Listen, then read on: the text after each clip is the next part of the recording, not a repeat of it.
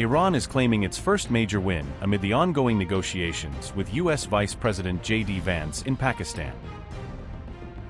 Is Trump effectively surrendering before Mojtaba by agreeing to release frozen Iranian assets, as reports suggest? Is the United States now giving in under pressure as the Hormuz blockade continues to rattle Donald Trump? The United States has reportedly agreed to release Iranian frozen assets held in Qatar and other foreign banks, in what appears to be a significant concession linked to the broader diplomatic engagement now underway. This revelation was reported by Reuters on April 11th, with the news agency citing a senior Iranian source familiar with the matter and describing the development as part of the evolving negotiations. Iran welcomed the reported move as a sign of seriousness in reaching a deal, suggesting that Tehran sees the asset release as a meaningful indicator of Washington's intent during the ongoing talks. According to Reuters, the move was directly linked to ensuring safe passage through the Strait of Hormuz, underscoring how closely the asset issue is tied to maritime security and regional trade flows. The senior Iranian source cited by Reuters did not disclose the total value of the assets that the United States had allegedly agreed to free, leaving a major part of the arrangement unclear for now. A second Iranian source said the United States had agreed to release $6 billion in frozen Iranian funds held by Qatar, pointing to a potentially major financial component in the diplomatic understanding. That $6 billion, originally frozen in 2018, had been scheduled for release in 2023 as part of a U.S.-Iran prisoner swap arrangement before the issue was revisited.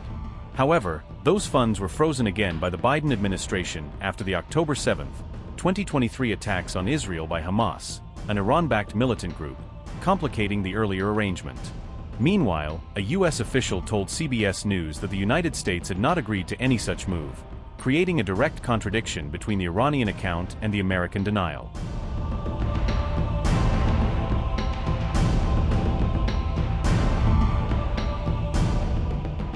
The United States and Iran are currently holding talks in Islamabad while a ceasefire remains in effect, with both sides seeking a way to contain the wider conflict despite deep mistrust and unresolved disputes. The U.S. delegation, led by Vice President J.D. Vance, arrived in Islamabad for the talks on April 11th, signaling the high level of political importance Washington has attached to these negotiations. The Iranian delegation, made up of the foreign minister and the Speaker of Parliament, had arrived a day earlier, underscoring Tehran's own seriousness as the two sides prepared for a critical diplomatic encounter. Iran's enriched uranium stockpile, the reopening of the Strait of Hormuz, and the continuing attacks tied to Lebanon are among the key agenda items, showing just how wide-ranging and politically sensitive these talks have become. The talks are being held in Islamabad. Talks after an invitation from PAC PM Shahbaz Sharif. Discussions begin on Saturday morning. Iranian delegation arrived on Friday. U.S. delegation arrived after Iran's on April 11th. The venue is Serena Hotel in Islamabad. VP J.D. Vance is leading the U.S. delegation. Steve Witkoff and Jared Kushner are part of the U.S. team. Iran Foreign Minister and Parliamentary Speaker are leading the Iran team. Arachi and Mohammad Bagher Ghalibaf will negotiate. Iran's enriched uranium stockpile is on the agenda. Reopening of the Strait of Hormuz is among topics of discussion. Imposition of tolls on vessels will be discussed. Talks to end regional military operations in cards. Talks will also focus on lifting of all sanctions. Pakistan has strong diplomatic ties with U.S.-Iran. Iran was the first country to recognize Pakistan in 1947. Iran and Pakistan share 900-kilometer border. Iran and Pakistan have historical, cultural, and religious ties. Pak is home to more than 20 million Shia Muslims. Pakistan is a major non-NATO ally of the U.S. since 2004.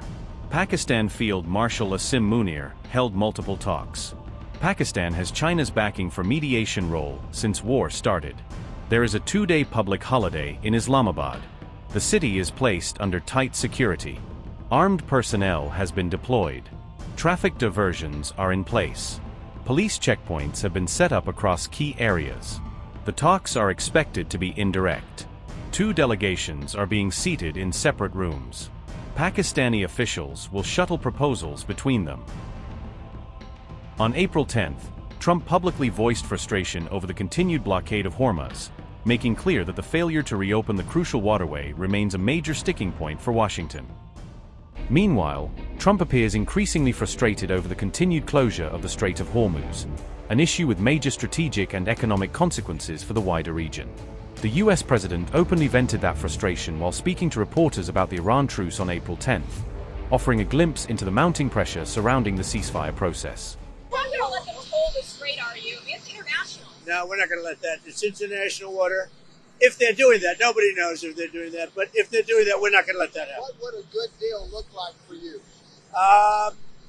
No nuclear weapon, number one.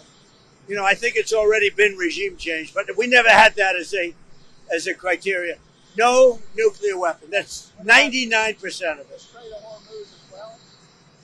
Yeah, but that'll open up automatically. The answer is yes, but the strait will open up.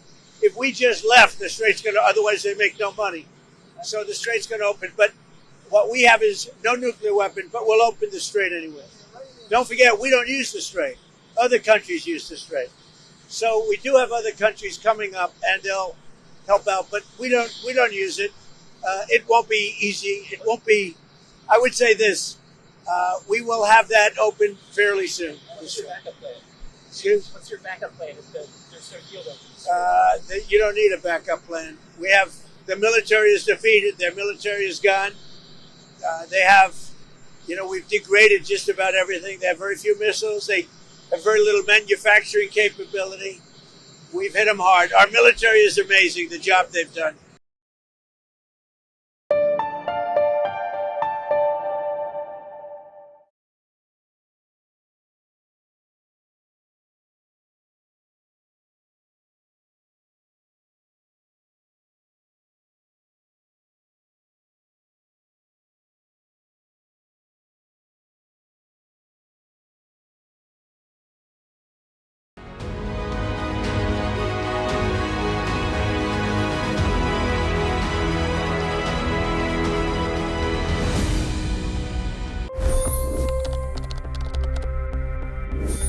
$25 crore गरीब गरीबी को परास्त करके बाहर निकले। For the good of our nation, let's work together and let's truly make America great again.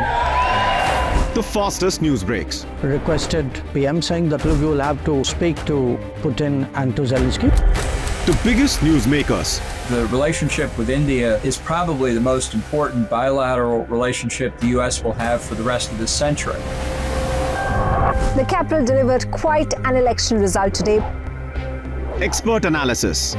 The million-dollar question today is how to stop this dance of death. Ground reports. I'm standing at the crossroad of the Kumbh Mela. Behind me are more than 100 entry guards. Long-form interviews. Exclusionary politics is reflected in Manipur case as well. You don't bother because this is a small state. Deep dive into burning issues. It's often said DRC could be the richest country in the whole world. It's because of what sits underneath. Why exactly did the US topple the Sheikh Hasina government?